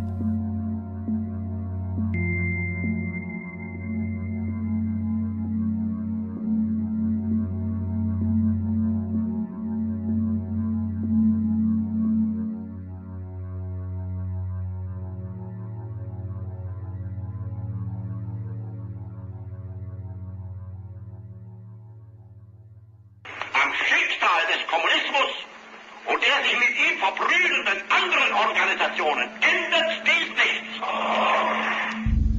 Our enemy is a radical network of terrorists and every government that supports them. It's time to wake up. The people in power go out of their way to make sure that you are perpetually misled and manipulated. The majority's perception of reality, especially in the political arena, is not their own. It is shrewdly imposed upon them without them even knowing it. For example, the public at large actually believes the invasion of Iraq is going badly, as sectarian violence doesn't seem to stop. What the public fails to see is that the destabilization of Iraq is exactly what the people behind the government want. This war is to be sustained so the region can be divided up, domination of the oil maintained, continual profits reaped for the defense contractors, and most importantly, permanent military bases established to be used as a launching pad against other oil-bearing, non-conforming countries such as Iran and Syria. For further implication that the civil war and destabilization is purely intentional, in 2005, 2 elite British SAS officers were arrested by Iraqi police after being caught driving around in their car shooting at civilians while dressed up as Arabs. After being arrested and taken to a jail in Basra, the British Army immediately requested the release of these men. When the Basra government refused, British tanks came in and physically broke out the men from the Basra prison. If you wish to destroy an area, how do you do it? Well, there are 2 ways. You can go in there and bomb it and so forth, but that is not very efficient. What you do is you try to get the people in that area to kill each other and to destroy their own territory, their own farms. And that's what's been done in that area. The way in which you destroy an opponent is get him to destroy himself by dividing his ranks against one another. Then you feed both sides. You have agents feeding both sides, inflaming both sides. And they kill each other off. And it's time that some of us woke up to this reality to understand that people who try to maintain empires and create empires do it by manipulating the people they're trying to conquer. You might want to ask yourself why the entire culture is utterly saturated with mass media entertainment from all sides, while the educational system in America continues its stupefying downward slide since the U.S. government decided to take over and subsidize the public school system. What your government pays for, it gets. When we understand that, then we look at government-financed institutions of education and see the kind of students and the kind of education that's being turned out by these government-financed schools. Logic will tell you that if what is being turned out in those schools was not in accord with what the state and the federal government wanted, then it would change it. The bottom line is that the government is getting what they have ordered. They do not want your children to be educated. They do not want you to think too much. That is why our country and our world has become so proliferated with entertainments, mass media, television shows, amusement parks, drugs, alcohol, and every kind of entertainment to keep the human mind entertained, so that you don't get in the way of important people by doing too much thinking. You had better wake up and understand that there are people who are guiding your life and you don't even know it. We're in a lot of trouble because you people and 62 million other Americans are listening to me right now, because less than 3% of you people read books, because less than 15% of you read newspapers, because the only truth you know is what you get over this tube. Right now, there is an entire generation that never knew anything that didn't come out of this tube. This tube is the gospel, the ultimate revelation.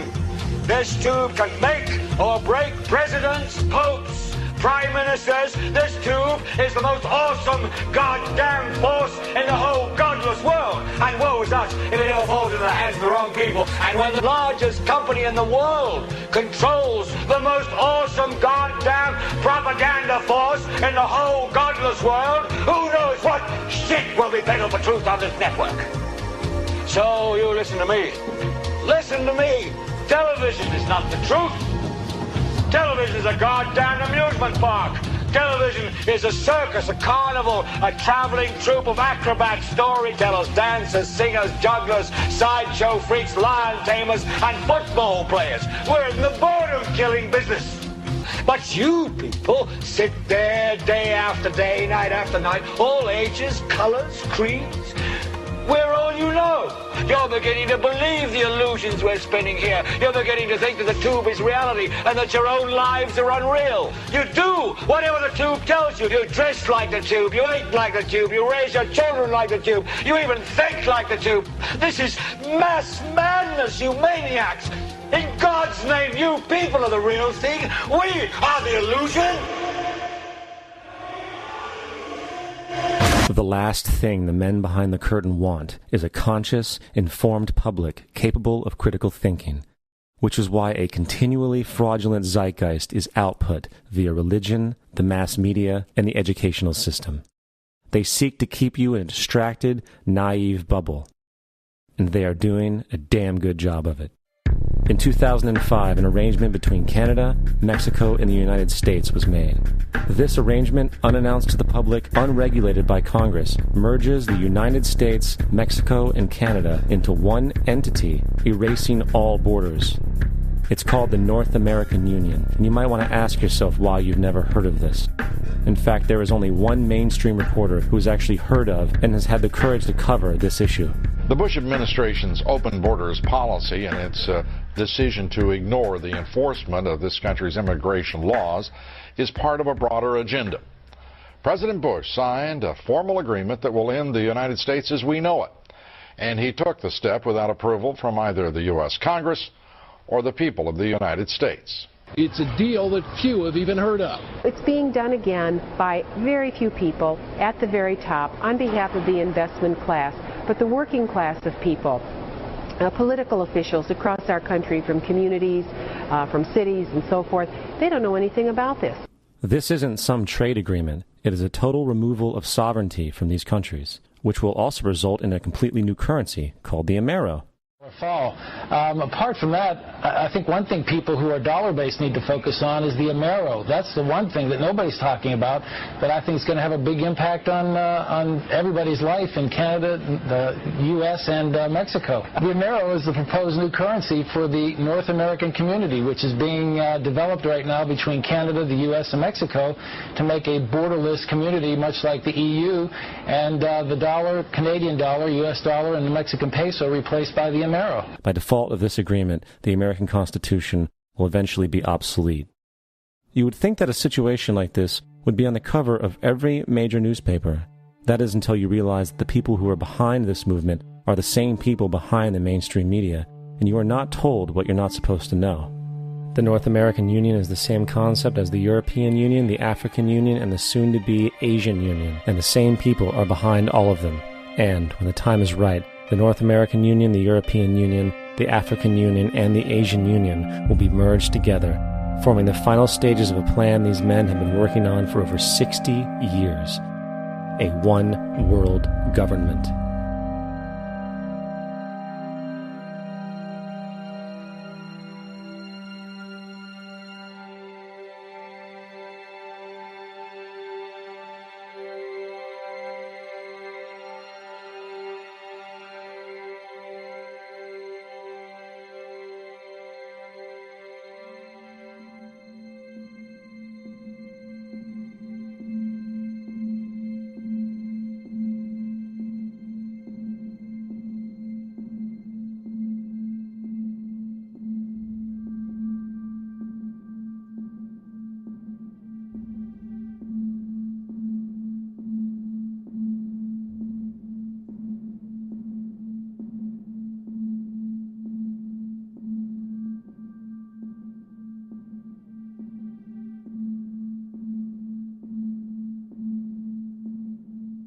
One bank, one army, one center of power.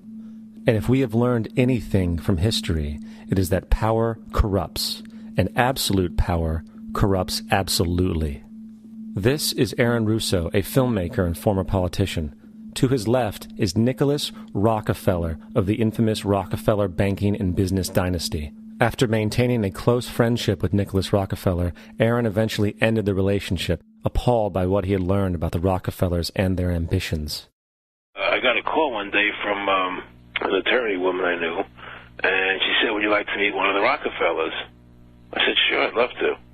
And we became friends, and he began to divulge a lot of things to me.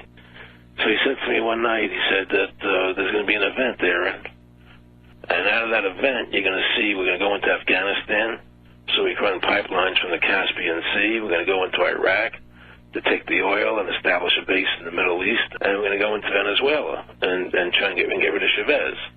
And the first two they've accomplished. Chavez they didn't accomplish. And he said you're going to see guys going into caves looking for looking for people that they're never going to find.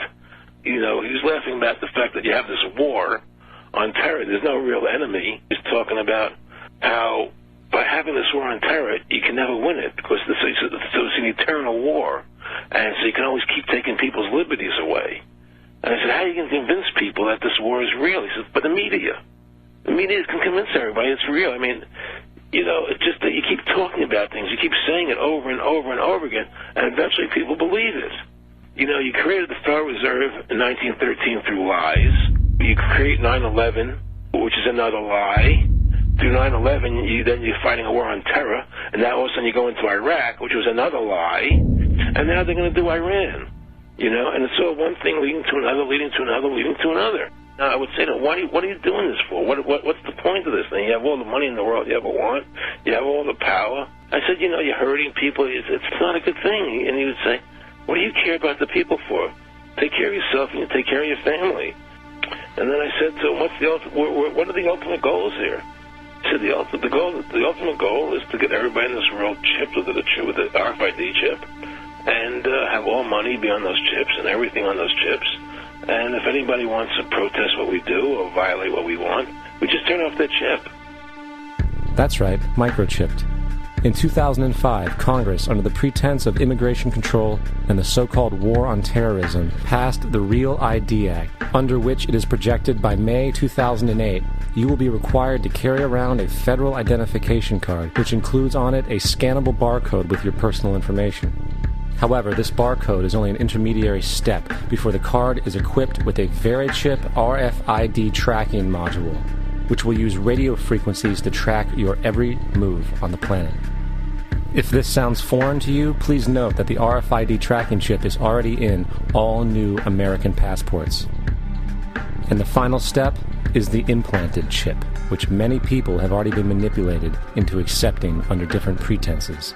We have a Florida family who are really pioneers in a brave new world. They have volunteered to be the first ever to have microchip identification devices implanted into their body. After 9/11, I was really concerned with the security of my family. I wouldn't mind having something planted permanently in my arm that would identify me.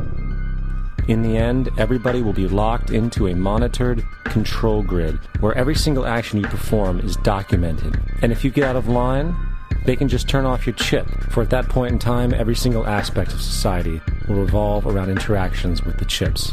This is the picture that is painted for the future if you open your eyes to see it.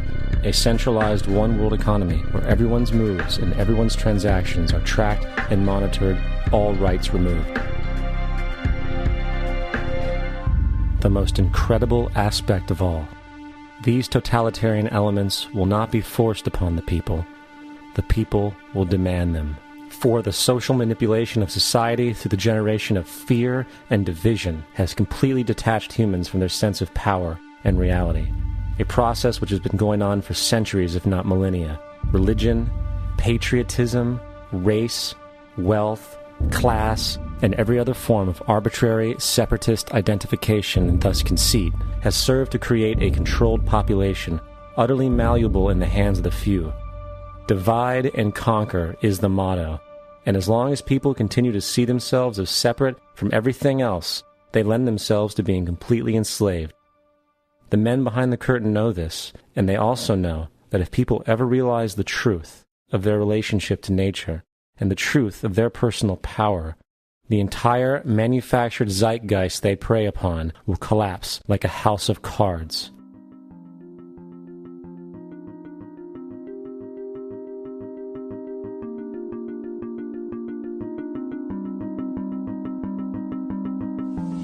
The whole system that we live in drills into us that we're powerless, that we're weak, that our society is evil, that it's crime-ridden, etc., and so forth.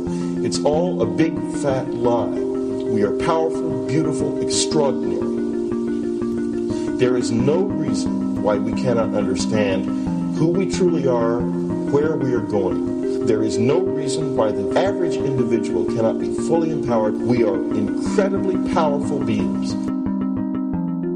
You know, I think I spent 30 years of my life, in the first 30, trying to become something. I wanted to become good at things. I wanted to become good at tennis. I wanted to become good at school and grades and everything I kind of viewed in that perspective. I'm not okay the way I am, but if I got good at things, I realized that I had the game wrong.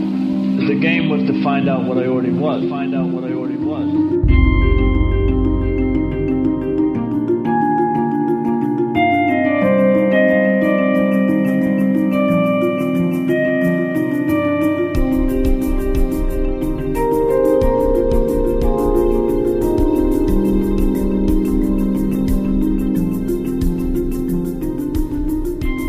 Now, in our culture, we've been trained for individual differences to stand out. So you look at each person, the immediate hit is brighter, dumber, older, younger, richer, poorer, and we make all these dimensional distinctions, put them in categories and treat them that way. And we get so that we only see others as separate from ourselves in the ways in which they're separate. And one of the dramatic characteristics of experience is being with another person and suddenly seeing the ways in which they are like you, not different from you. And experiencing the fact that which is essence in you and which is essence in me is indeed one. The understanding that there is no other. It is all one. And I wasn't born Richard Alpert. I was just born as a human being. And then I learned this whole business of who I am and whether I'm good or bad or achieving or not. All that's learned along the way.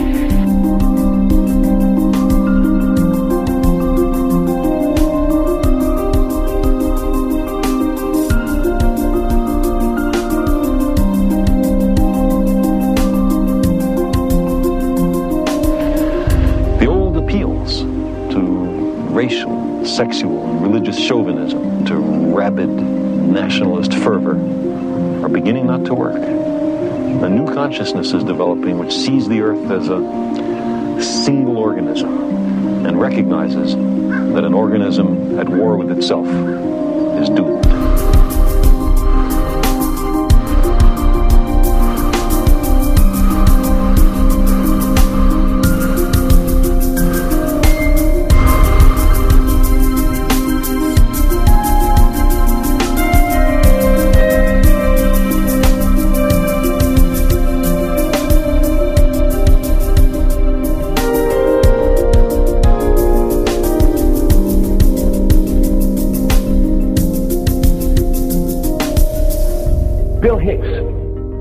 Finish his shows with this.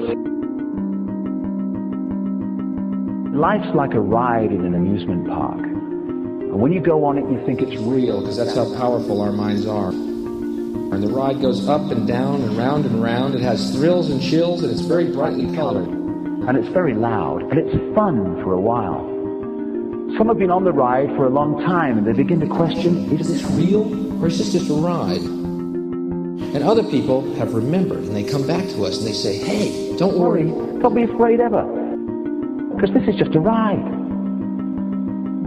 And we kill those people. Shut him up. I've got a lot invested in this ride. Shut him up. Look at my furrows of worry. Look at my big bank account. My family. This has to be real. It's just a ride. but we'll kill those good guys who try and tell us that. You ever notice that? And let the demons run amok? But it doesn't matter, because it's just a ride, and we can change it anytime we want. It's only a choice. No effort, no work, no job, no savings of money. Just a choice right now between fear and love.